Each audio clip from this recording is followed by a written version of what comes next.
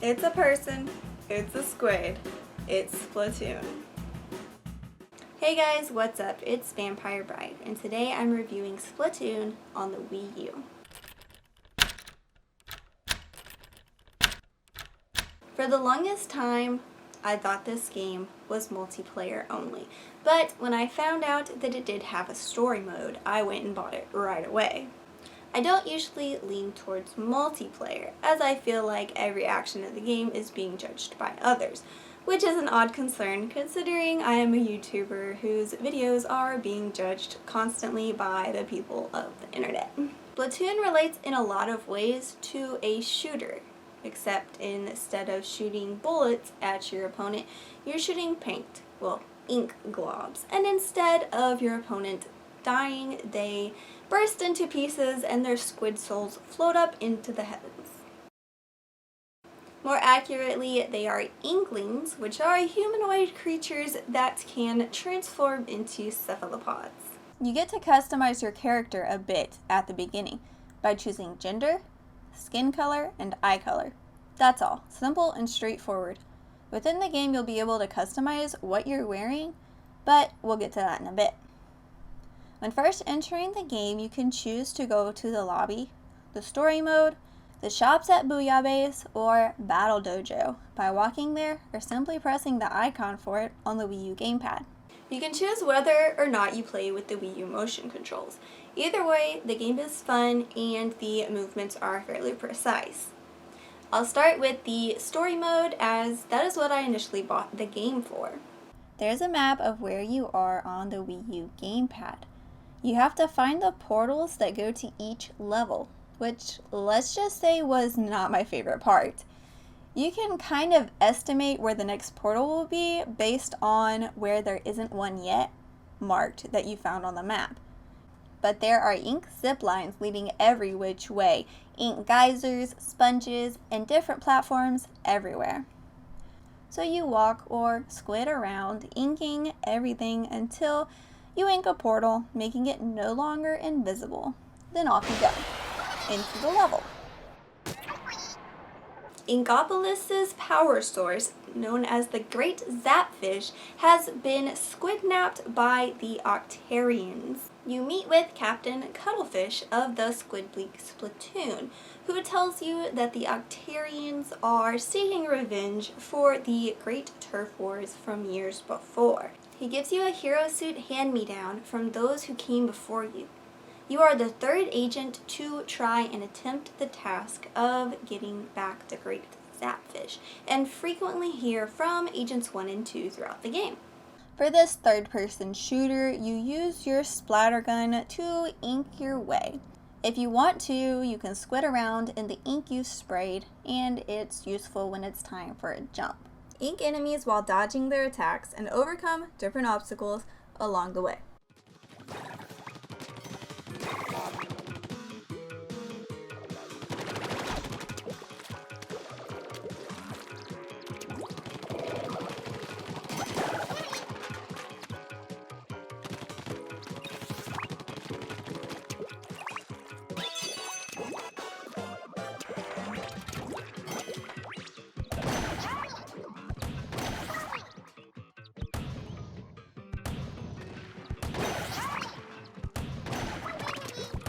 So you get to the end of the level and save the Zapfish.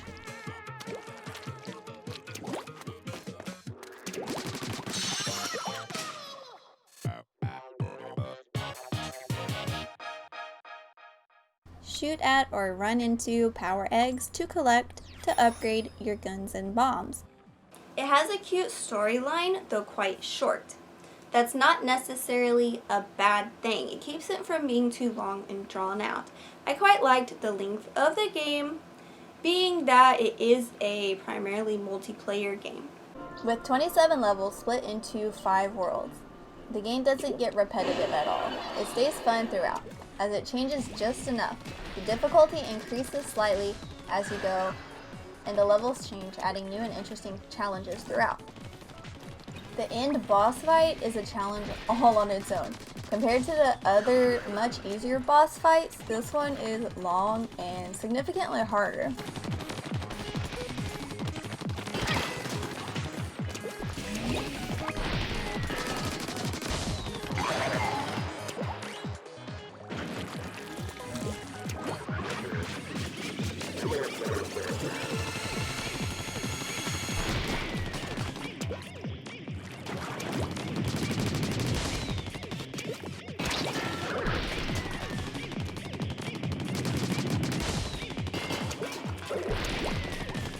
I don't care for the girls at the beginning when you open up your game.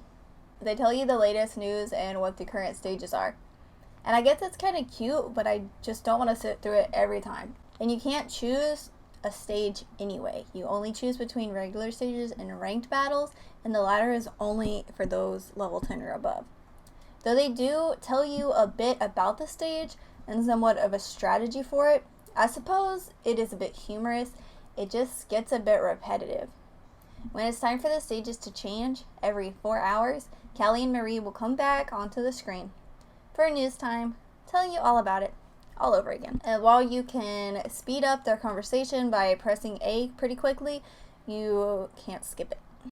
Turf Wars regular battle I have found to be quite fun. There are 2 teams consisting of 4 players per team. Each team has a different ink color. You cover as much ground with ink as possible in each 3-minute battle, and at the end you find out which team has won, or covered the most turf. As you move up the levels in the multiplayer portion of the game, you can gain access to clothing options and different weapons. The clothing options, from hats to shirts to shoes, come with different powers, from faster ink refill to faster respawn, to help you in the game. And there are fun characters for each of the 4 shops. So you can equip 3 powers at a time, shirt, hat, shoes, and your choices are, of course, based on your level of freshness. These little powers can really help improve your position in the game and help you to continue leveling up further, and the weapons become more powerful. But you also have to be able to buy them with the money you earned in battle. Each weapon is very well explained by the shop owner, mentioning its special power and bomb type, though each thing mentioned can be hard to remember when there are multiple weapons being introduced in the same visit to the shop, which is the case a lot of the time. You have to be at least a level 4 freshness, or the shop owners will turn you away, saying that you need to be more fresh. Even when there is a bit of a wait, there is a mini game on the Wii U gamepad called Squid Jump, which is similar to Doodle Jump, but he doesn't constantly jump. You have to charge the little squid up for a jump each time. The longer you hold down the trigger to charge him up, the higher he'll jump. You go from platform to platform until you reach the little zapfish, and you see how many levels you can complete without dying and before all the players are in the game. Then there are ranked battles, which are 3 to 5 minutes long depending on how the battle goes. Each player is ranked from a C- to an S+, and your rank goes up and down depending on whether your team wins or loses. Ranked battles require a higher level of strategy, hence why they are for levels 10+. There are different goals throughout the ranked battles that help decide whether your team wins or loses.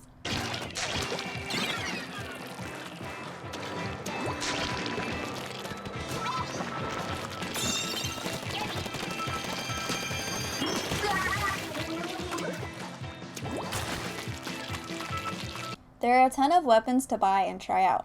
Each map is quite different. For some maps, the sniper type ink guns work great because there are many high points where you can stand and shoot at the opposing team or cover more area. With some, the splat guns work well because they can get to separate platforms quickly and also reach low spots from up high. We would be here all day if I listed the powers and uses for each weapon, as there are so many to choose from. From the slosher, which is like a big paint bucket, and to me, not super effective, unless you're maybe throwing it directly at a member of the opposing team. But for covering turf, it feels slow to me. To different splatter shotguns that can cover turf fairly quickly and have a decent reach. There are multiple additions to a lot of the weapons. They just have slight differences and have a different power and bomb to go with them. Also, you can test all of the weapons that you are fresh enough to buy in the shop before you buy. So you know just what you're getting before spending your hard-earned money on the weapon. That way you can pick which weapons you really want at the time. But after using the rollers, none of the other weapons felt right. I love rolling around and even rolling over an opponent, sending them back to the beginning. You don't have to attack opponents. The point of the turf wars is to cover as much ground as possible. But sending an opponent back to the beginning does take up some of their time, giving you an advantage and time to claim the turf. There is no voice chat, so you can't come up with a strategy as a team. One thing I try to do is not rush into the middle of the battleground too quickly, but make sure the beginning area where the other team will likely never reach is pretty well covered. Most people seem to rush off into the middle area of the map where most of the action is going to be and where you would actually be covering the other team's ink color. So I'll stay behind and cover the area as I go, eventually making it to the middle battle area. Also, seeing which way the other members of the team are going but taking another route can help you cover more area, and many times you see other team members doing the same. You can track the progress of your team versus the other team on the map on the Wii U gamepad. It shows where both color inks are and how much of the map they're taking up. At the end, whether you win or lose, there is the list of the players on your team showing where you rank. There is a fun animation, either showing your team happy and jumping from winning or sad and mad from losing, and the accompanying music is pretty great.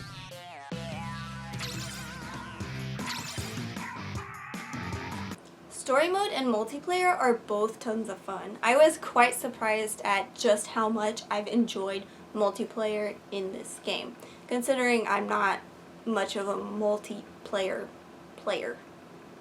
There's also a battle dojo where you can battle it out with a friend one-on-one. Frequently there are Splatfests, which are in-game festivals where a binary question is asked, so you choose between things such as, would you prefer to use a fork or a spoon? Do you prefer unicorns or narwhals? And then whichever answer you choose is the team you're on, and you see which team wins at the end of the Splatfest. Then there's this creepy character over here who tells you that you are able to order pieces of clothing from any of the characters that you pass by. So you can find even a level 50 and see what clothes they have and order from whatever they're wearing. You can only order one piece a day. You let him know and he says come back tomorrow and he'll have it ready.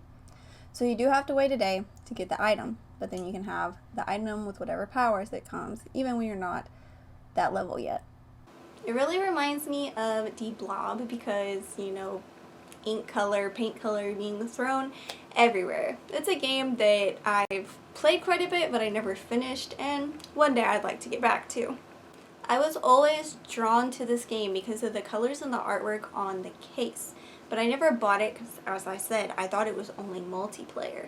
I can't believe what I was missing out on.